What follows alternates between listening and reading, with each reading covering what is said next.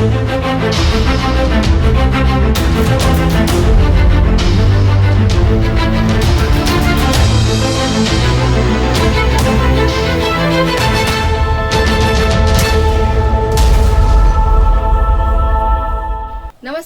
Next generation news channel में आप सभी का स्वागत है। मैं मेघना। आप मेरे साथ देखेंगे पूना की दिन भर की सारी खबरें। 14 साल के बच्चे ने बना डाला मरीजों के लिए खाना और दवाइयाँ पहुंचाने वाला रोबोट। शहर में कोरोना संक्रमण के बढ़ते मामलों के बीच कई स्वास्थ्य कर्मी भी संक्रमित हो चुके हैं। इनमें बड़ी संख्या में डॉक्टर और नर्स शामिल है। फ्रंट फुट पर काम कर रहे लोगों को संक्रमण से बचाने के लिए पुणे के 9वीं क्लास के छात्र ने 45 दिनों में मरीजों तक खाना और दवाइयाँ पहुंचाने वाले रोबोट को तैयार किया है। छात्र ने फिलहाल एक रोबोट पुणे के नायडू हॉस्पिटल को गिफ्ट किया है। आने वाले समय में ऐसे और रोबोट बनाने की तैयारी छात्र कर रहा है। यह अनूठा कारनामा करने वाला 14 वर्षीय छात्र का नाम विराज शाह है।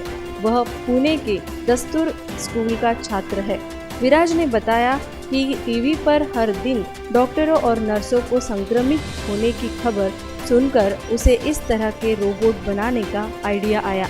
उसने लॉकडाउन की वजह से स्कूल में मिली छुट्टियों का भी पूरा फायदा उठाया और इसे स्कूल में मिला हुआ एक प्रोजेक्ट मानते हुए इसका निर्माण किया। घबराओ मत, यहाँ आपके लिए नौकरियाँ उपलब्ध है। राज्य सरकार की पहल। बेरोजगार युवा अब राज्य में उद्योगों में उपलब्ध रोजगार के अवसरों की जानकारी वेबसाइट पर प्राप्त कर सकेंगे। इसके अलावा इस वेबसाइट पर उद्यमियों को राज्य के विभिन्न हिस्सों में उपलब्ध कुशल जनशक्ति के बारे में भी जानकारी मिलेगी। इसके लिए कौशल विकास विभाग के माध्यम से वेबसाइट www.mahaswayam.gov.in शुरू की गई है। इस वेबसाइट को उद्यमियों और कुशल जनशक्ति दोनों के लिए एक उपयोगी माध्यम होने के लिए बनाया गया है। निजी सरकारी रोजगार के अवसरों की जानकारी उपलब्ध थी। बेरोजगार युवाओं के लिए इस वेबसाइट पर विभिन्न सुविधाएं उपलब्ध है। इसके लिए उन्हें अपनी शैक्षिक और अन्य जानकारी के साथ वेबसाइट पर पंजीकरण करना होगा। इस जानकारी के आधार पर वे अपनी आवश्यकताओं के अनुसार किसी भी उद्योग या प्रतिष्ठान से नौकरी के प्रस्ताव प्राप्त कर सकते हैं। अमेरिकन इंजीनियर्स के अध्यक्ष बने पहले भारतीय। विश्व प्रसिद्ध American society of mechanical engineers के अध्यक्ष के रूप में डॉक्टर महंत हिरेमठ को चुना गया। वह इस पद को धारण करने वाले पहले भारतीय है। Doctor Hiremath government engineering college और मॉडर्न हाई स्कूल पुणे के पूर्व छात्र है। उनके पास अंतरिक्ष ऊर्जा क्षेत्र के विभिन्न उद्योगों में काम करने का 3 साल का अनुभव है। उन्होंने पूर्व अमेरिकी राष्ट्रपति बराक ओबामा प्रशासन के विज्ञान, अंतरिक्ष और प्रौद्योगिक सीमित के तकनीकी सलाहकार के रूप में भी काम किया है। उन्होंने यह भावना व्यक्त की कि मेरे परिवार के साथ साथ मॉडर्न हाई स्कूल और COEP ने मेरी सफलता में एक बड़ी भूमिका निभाई। अब आप मोबाइल पे किराया एग्रीमेंट भी कर सकते हैं। फ्लैट किराए पर लेना या किराए पर देना, किसी सर्विस प्रोवाइडर के पास अपना कॉन्ट्रैक्ट रजिस्टर करने के लिए जाना, एक फोटो लेना, एक फिंगरप्रिंट देना, 2 गारंटर देना, उसकी सर्विस फीस का भुगतान करना, इन सभी झंझटों से अब नागरिकों को राहत मिल जाएगी। इसके बजाय घर या अपने मोबाइल से पंजीकरण और स्टैम्प ड्यूटी विभाग की वेबसाइट पर जाए और फॉर्म भरे, लेकिन पंजीकरण कार्यालय के रिकॉर्ड में आपका नाम दर्ज किया जाएगा। यही नहीं, दोबारा फॉर्म भरने के बाद भी हर 11 महीने में किराया एग्रीमेंट का नवीनीकरण किया जाएगा। कंप्यूटर या मोबाइल से समझौता करना आसान हो जाएगा। शुल्क का भुगतान शहरी फ्लैटों के लिए 1000 रुपये और ग्रामीण फ्लैटों के लिए 500 रुपये के पंजीकरण शुल्क का भुगतान करके किया जाएगा। कोई अन्य खर्चा नहीं होगा। सूर्य ग्रहण पे व्याख्यान, आयुका सेंटर के वैज्ञानिक करेंगे निर्देश। Centre for interdisciplinary astronomy and astrophysics ने देश में लॉकडाउन की स्थिति को देखते हुए सौर ग्रहण पर एक ऑनलाइन व्याख्यान आयोजित किया है। सौर ग्रहणों को भी ऑनलाइन दिखाई जाएगा। उत्तर भारत के कुछ हिस्सों में रविवार दिनांक 21 को सूर्य ग्रहण देखा जाएगा। सूर्य ग्रहण 2:10 पर और पुणे शहर के आसपास शुरू होगा। ग्रहण 30 मिनट के बाद निकल जाएगा। ग्रहण का उच्चतम क्षण सुबह 11:40 बजे होगा। लगभग 3 घंटे 27 मिनट तक चलने वाले इस ग्रहण के दौरान सभी व्याख्यान आयुक्त के YouTube channel IUCAA science pop पर उपलब्ध होंगे। इस साल गणेशोत्सव बिना धूमधाम के होगा। पुणे में गणेश मंडल और कई अन्य स्थानों के मंडल ने कोरोना वायरस की पृष्ठभूमि के खिलाफ इस साल गणेशोत्सव को सादगी से मनाने का फैसला किया है। मुख्यमंत्री ने राज्य के सभी गणेश मंडलों को सरकार द्वारा लिए गए निर्णय के लिए उनके पूर्ण समर्थन के लिए धन्यवाद दिया। मुख्यमंत्री ने शिरडी, सिद्धिविनायक और अन्य संगठनों के साथ साथ गणेश मंडल को भी सामाजिक गतिविधियों को करने के लिए धन्यवाद दिया। कोरोना का खतरा खत्म नहीं हुआ है। हमेशा की तरह इस साल भी गणेशोत्सव ज्यादा धूमधाम से नहीं मनाया जाएगा, इसलिए भीड़ या जुलूस बनाना संभव नहीं होगा। मुख्यमंत्री उद्धव ठाकरे ने अपील की कि इस त्योहार को कोरोना की पृष्ठभूमि पर पूरी सतर्कता और सही निर्णय के साथ मनाया जाना चाहिए। खुशखबरी, कोरोना को आधे महाराष्ट्र से निर्वासित किया जा रहा है। राज्य सरकार में हर दिन 3,330 से अधिक नए मरीज पाए जा रहे हैं। हालांकि पिछले 15 दिनों में राज्य के 16 जिलों में केवल 629 नए कोरोना वायरस रोगियों का पता चला है। राज्य सरकार ने तालाबंदी में ढील देने के बाद राज्य में 22 मई से 18 जून तक राज्य में कोरोना पीड़ित की संख्या 72,000 बढ़ गई है, जबकि राज्य के 16 जिलों में हर दिन औसतन 3,500 मरीज जोड़े जा रहे हैं, जबकि 15 दिनों में 629 मरीज पाए गए हैं। उन जिलों में कोरोना संक्रमण नियंत्रण में है और वर्तमान में केवल 535 रोगियों का इलाज चल रहा है।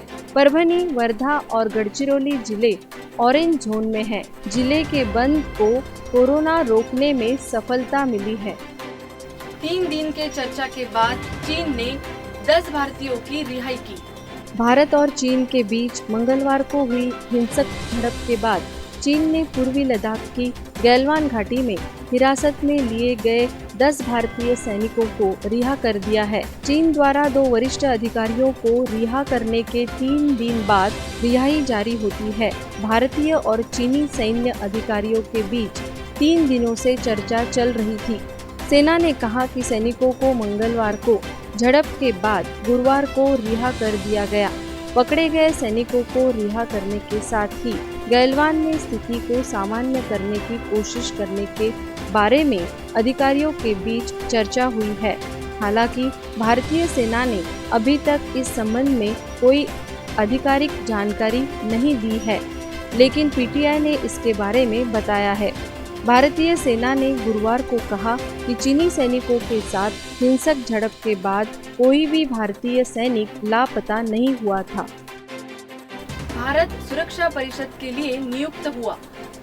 भारत को आज संयुक्त राष्ट्र के एक शक्तिशाली निकाय सुरक्षा परिषद के गैर स्थायी सदस्य के रूप में चुना गया। कोरोना के कारण अभूतपूर्व स्थिति में 192 सदस्य देशों के प्रतिनिधियों ने सामाजिक दूरी के सख्त पालन में मास्क पहनकर वोट डाला। कई देशों ने भारत को उसकी जीत पर बधाई दी है। भारत ने भी उनके सहयोग के लिए सभी को धन्यवाद दिया। प्रधानमंत्री नरेंद्र मोदी ने आश्वासन दिया कि भारत विश्व शांति के लिए सभी सदस्य देशों के साथ मिलकर काम करेगा। एशिया प्रशांत समूह से एकमात्र उम्मीदवार के रूप में भारत का चयन एक अग्रगामी निष्कर्ष माना गया। इसी तरह आज के मतदान में भारत 192 से 184 वोट प्राप्त करके जीता। भारत का 2 साल का कार्यकाल 1 जनवरी 2021 से शुरू होगा। भारत की तरह आयरलैंड, मैक्सिको और नॉर्वे को अस्थायी सदस्य के रूप में चुना गया। आत्मनिर्भर भारत क्या है? प्रधानमंत्री ने बताया इसका मतलब। आयात पर देश की निर्भरता को कम करने और कल आयातित माल का सबसे बड़ा निर्यातक बनने का लक्ष्य रखते हुए प्रधानमंत्री नरेंद्र मोदी ने आत्मनिर्भर भारत के नारे को फिर से परिभाषित किया। कोयले की खदानों की नीलामी सरकारी प्रतिबंधों की बाधाओं को दूर करके और निजी क्षेत्रों को अनुमति देकर आज व्यावसायिक स्तर पर शुरू हुई। प्रधानमंत्री मोदी ने देश में 41 कोयला खानों की ऑनलाइन नीलामी का उद्घाटन किया। कोयला और खान मंत्रालय ने फिक्की के साथ मिलकर 41 कोयला खदानों की नीलामी शुरू की है। इसने इस क्षेत्र को निजी उद्योगों के लिए भी खोल दिया है। संसद ने 47 पदों के लिए आवेदन आमंत्रित किए। भारत की संसद में काम करने की इच्छा रखने वाले युवा बेरोजगारों के लिए अच्छी खबर है। लोकसभा सचिवालय ने 7वें वेतन आयोग के पे मैट्रिक्स लेवल 7 पर कुल 47 रिक्तियों के लिए आवेदन आमंत्रित किए हैं। इन रिक्तियों के लिए जो भी उम्मीदवार आवेदन करना चाहता है वे लोकसभा की ऑफिशियल वेबसाइट loksaBha.nic.in पर उपलब्ध कराए गए नोटिफिकेशन के साथ दिए गए एप्लीकेशन फॉर्म को पूरी तरह से भरकर और स्कैन करके दिए गए आईडी पर मेल कर सकते हैं। आवेदन की अंतिम तिथि 27 जुलाई 2020 निर्धारित की गई है। कोरोना का हॉटस्पॉट बना केएम अस्पताल की कैंटीन। मुंबई में कोरोना वायरस अधिक प्रचलित है। मुंबई के प्रसिद्ध केएम अस्पताल की कैंटीन कोरोना का नया हॉटस्पॉट बन गया है। डॉक्टरों के साथ मरीजों के रिश्तेदार कैंटीन में चाय या गर्म नाश्ते के लिए जाते हैं। इसीलिए इस तरह कैंटीन के 21 कर्मचारी कोरोना पॉजिटिव पाए गए। इसीलिए चर्चा शुरू हो गई। अधिकारियों ने कहा है कि अस्पताल की केंद्रीय कैंटीन के 27 कर्मचारियों में से 21 कोरोना पॉजिटिव थे। तब कैंटीन पूरी तरह बंद थी। डीन हेमंत देशमुख ने कहा है कि सभी कर्मचारी हाइड्रोक्सीक्लोरोक्विन पर थे क्योंकि उन्हें पता था कि वे सबसे अधिक जोखिम में थे।